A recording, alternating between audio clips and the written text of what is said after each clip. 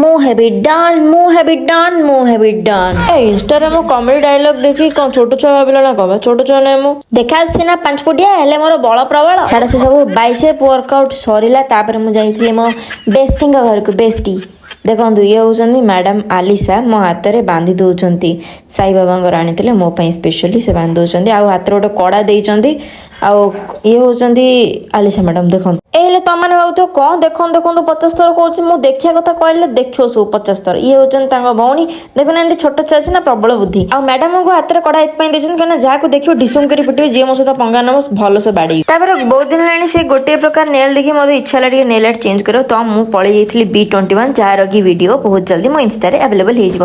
ଦେଖନ୍ତୁ ଭାଇ କେମିତି ନିଖୁଣ ଭାବରେ ନେଲ୍ ଆର୍ଟ କରୁଛନ୍ତି ଆଉ ସେଇ ଭିତରେ ମୋତେ ଏତେ ନିଦ ଲାଗିଛି ମୁଁ ଶୋଇପଡ଼ିଲି ଆଉ ଉଠିଲା ବେଳକୁ ଓ ହାୟ ହାୟ ହାୟ ହାୟ ଚମତ୍କାର ନଖ। ହଉ ଚମତ୍କାର ନଖ ସେତିକି ଦେଖ ବିରିୟାନୀ ଖାଇକି ୟୁଟ୍ୟୁବକୁ ସବସ୍କ୍ରାଇବ କର।